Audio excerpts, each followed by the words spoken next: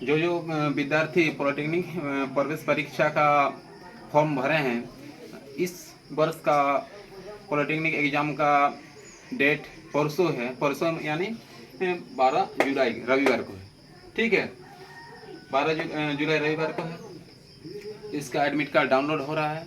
जो विद्यार्थी को अभी तक पता नहीं, जो फॉर्म भरे हैं, वो JSC ECB के साइट पर जाकर एडमिट कार्ड डाउनलोड कर सकते हैं। ठीक है, तो फिर इसका थोड़ा जानकारी देते हैं ये को सभी स्टूडेंट जो भरे हैं और जो आगे भरना चाहते हैं। पॉलिटेक्निक क्या होता है, इसमें किस टाइप का सिलेबस रहता है, इसमें कैसे मार्किंग होता है, इसमें क्या पढ़ाई करना पड़ता है। बहुत अभिभावक भी नहीं जानते हैं कि पॉलिटेक्निक क्या होता है, डिप्लोमा क्या होता है, इसमें क्या कहाँ जॉब मिलता है। ठीक है, और इसमें क्या क्या पढ़ाई करना पड़ता है, और इसका जॉब लगने के बाद सैलरी कितना होता है, वेतन कितना होता है। तो पूरा डिटेल्स आज जानकारी देते हैं पॉलिटेक्निक के बारे में। ठीक है, तो इसका इस वर्ष का एग्जाम 12 जुलाई यानी परसों रविवार को है। तो इसमें सिलेबस क्या रहता है, पहला इसमें सिलेबस रहता है मैथ, फिजिक्स और केमिस्ट्री का, यानी गणित, भौतिक और रसायन का रहता है। और ये बेस्ट 10 क्लास का ही रहता है, 10 क्लास सिलेबस का ही ज़्यादातर आता है। कुछ क्वेश्चन रहता है 11 का, 20 150 में 20 क्वेश्चन, 15 किसका रहता है, ये का क्या बोलते हैं 11 का रहता है। बाकी सब 10 लेवल का ही रहता है। ठीक है, तो मैथ में कितना क्वेश्चन रहता है, 50 क्वेश्चन रहेगा। ठीक है, और मार्क एक सही पर 1 मार्क मिलेगा, यानी 50 मार्क और 50 मिनट, यानी टोटल टाइम रहता है 150, यानी 2.5 घंटा, 2.5 घंटा रहता है। ठीक है, यानी 150 मिनट। और मैथ में 50 क्वेश्चन, 50 मार्क, 50 मिनट। ठीक है, ये टाइम कुल मिलाकर रहता है। तो टोटल हिसाब टोटल क्वेश्चन रहता है 150 और मार्क रहेगा 150 मार्क, और यानी टोटल मार्क रहता है 50, टोटल मिनट रहता है 50 मिनट, 150 मिनट। ठीक है, तो फिजिक्स में भी वैसे ही रहता है, 50 क्वेश्चन रहेगा 50 मार्क, और केमिस्ट्री में भी 50 क्वेश्चन 50 मार्क, यानी टोटल क्वेश्चन रहेगा 150, टोटल मार्क रहेगा 150 मार्क, और टोटल मिनट रहेगा 150। यानी देखा जाए तो हर क्वेश्चन लगभग 1 मिनट का के हिसाब से रहता है। और इसमें मार्किंग क्या कैसे होता है, बाकी सब एग्जाम में नेगेटिव मार्किंग नहीं होता है।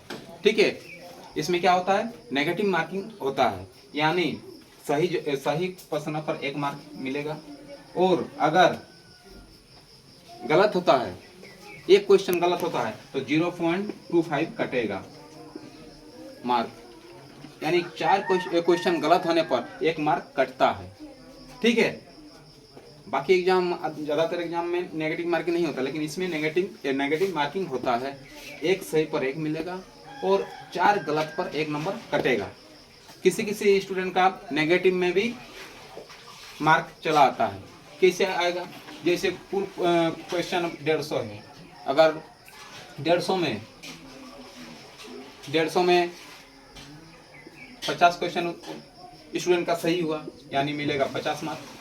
ठीक है, और 100 क्वेश्चन गलत हो गया, पूरा क्वेश्चन सब करके आया स्टूडेंट, तो 100 क्वेश्चन गलत हुआ, मतलब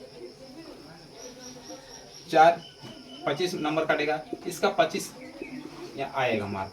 ठीक है, और ज़्यादा अगर गलत हो जाएगा तो उसका नेगेटिव में भी आ सकता है। ठीक है, तो इसलिए जो स्टूडेंट इस बार एग्जाम देने वाले हैं, वे विद्यार्थी जितना क्वेश्चन मतलब क्या होगा, करेक्ट होगा, उतना ही करना है, नहीं तो फिर छोड़ के आना है। अगर 50 क्वेश्चन वो समझ रहा है कि ये पूरा करेक्ट है, तो 50 क्वेश्चन करके ही आना है, यानी 80 क्वेश्चन अगर उनको लग रहा है कि करेक्ट हम किए हैं तो 80 क्वेश्चन करके ही आना है, बाकी सबको छोड़ के आना है, नहीं तो फिर मार्क में क्या होगा, कट जाएगा। ठीक है, तो इसलिए नेगेटिव मार्किंग पर ध्यान देना है स्टूडेंट को, नहीं तो फिर अच्छा रैंक नहीं आएगा। अगर अच्छा रैंक नहीं आएगा तो फिर अच्छा कॉलेज में एडमिशन नहीं मिलेगा। जिनका रैंक अच्छा आता है, जितना झारखंड में पॉलिटेक्निक कॉलेज सरकारी, उसमें उनको कॉलेज चांस मिलता है, फिर नहीं तो प्राइवेट में मिलेगा। और सरकारी में बहुत कम खर्चा में ये होता है, इसका पढ़ाई होता है। ठीक है, बहुत कम खर्चा में होता है, साल में 1-2 हज़ार लगता है, 3 साल का इसका कोर्स होता है। ठीक है, उसके बाद ये डिप्लोमा पॉलिटेक्निक क्या होता है, तो पॉलिटेक्निक को हम लोग डिप्लोमा भी कहते हैं और इसको जूनियर इंजीनियर भी कहते हैं। जो बीटेक करता है वो 4 साल का कोर्स, उसको हम इंजीनियर बोलते हैं, और जो डिप्लोमा करते हैं इसको जूनियर इंजीनियर बोलते हैं। तो इसमें क्या क्या पढ़ाई करना पड़ता है, इसमें क्या क्या पढ़ना पड़ता है। इसमें ब्रांच होता है मैकेनिकल, इलेक्ट्रिकल, सिविल, कंप्यूटर, फिर इलेक्ट्रॉनिक, ऑटोमोबाइल, मेटलर्जी और माइनिंग, ये सब ब्रांच होता है। इसमें से ये ब्रांच मैकेनिकल, इलेक्ट्रिकल और सिविल कोर होता है। इसमें ज़्यादा नौकरी मिलता है, लेकिन अभी इसमें भी मिल रहा है, ऐसा नहीं है। ठीक है, तो ये कोर ब्रांच है, ये अच्छा ब्रांच, ज़्यादा ये रहता है, इसका जॉब ज़्यादा रहता है। इसका जॉब ज़्यादा रहता है कहाँ, ये सब ब्रांच से विद्यार्थी पढ़ाई कर सकता है। ठीक है, तो ये सब ब्रांच से अगर 3 साल कोई विद्यार्थी पढ़ाई करेगा, उसके बाद इसका जॉब कहाँ लगेगा। ठीक है, और ये पढ़ाई इंग्लिश मीडियम में होता है, इसलिए सभी बच्चों को इंग्लिश में थोड़ा ध्यान देना है। जितना सब्जेक्ट रहेगा सब इंग्लिश में रहेगा, हिंदी में नहीं रहता है।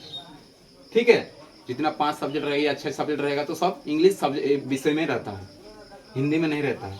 तो इसका जॉब कहाँ लगता है, ये पढ़ाई करना पड़ता है ये ब्रांच से। इसका जॉब लगता है जैसे मैकेनिकल का कंपनी में लगेगा, रेलवे में वैकेंसी निकलता है और परमानेंट।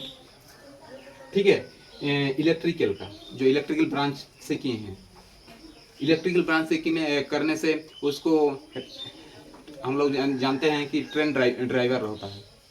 ड्राइवर वो इलेक्ट्रिक ब्रांच से या डिप्लोमा किया होगा या बीटेक किया होगा, तो जो इलेक्ट्रिक सेल करेगा उसको ट्रेन ड्राइवर होने का मौका मिलेगा, जो रेलवे में रहता है। ठीक है, और ब्लॉक ये में प्रखंड में जो जेई होता है, एक जेई रहता है, इलेक्ट्रिक विभाग को देखता है कहाँ ट्रांसफार्मर मिल देना है कहाँ नहीं है, वो जेई भी इलेक्ट्रिकल से ही डिप्लोमा किया होगा या बीटेक किया होगा, वो रहता है। ठीक है, और अभी स्कूल में भी वोकेशनल टीचर, बीटी टीचर का जरूरत हो रहा है। ठीक है, तो उसमें भी इलेक्ट्रिकल जो ब्रांच की ऐसे क्या है ये डिप्लोमा, वो जाकर टीचर भी बन सकता है। ठीक है, और फिर इसका कंपनी में भी जॉब है। और फिर सिविल का क्या होता है, जो ब्लॉक में जेई होता है, रोड सबका एस्टीमेट बनाता है, वो सब सिविल से किया हुआ स्टूडेंट रहता है। ठीक है, और सिविल जो घर का नक्शा बनाता है, कैसे घर बनाना चाहिए, कैसे डिजाइन बनाना चाहिए, वो डिजाइन भी सिविल इंजीनियर ही बनाता है। जो इंजीनियर से ये बनाए डिजाइन बनेगा, उसका घर डिजाइन अच्छा होगा। ठीक है, और रोड का साइड देखता है, रोड कैसे बनाना है। रेलवे में भी इसका जॉब होता है, तो ये सब में होता है। और बाकी सब में भी कंपनी में ये सब में जॉब होता है, कंप्यूटर का भी, इलेक्ट्रॉनिक का, ऑटोमोबाइल, मेटलर्जी, माइनिंग का। ठीक है, तो ये सब ब्रांच से पढ़ाई करना पड़ता है और ये इस जगह पर इसका जॉब मिलता है। ठीक है, और इसका सैलरी कितना होता है, सैलरी जो परमानेंट हो जाएगा उसका 30 से ऊपर रहेगा, जो कॉन्ट्रैक्ट बेसिस में होगा उसका 20 से ऊपर होगा। ठीक है, अगर ये स्टूडेंट अच्छे से पढ़ाई करता है तो कॉलेज से भी कैंपस हो जाता है, कॉलेज से भी नौकरी मिलता है।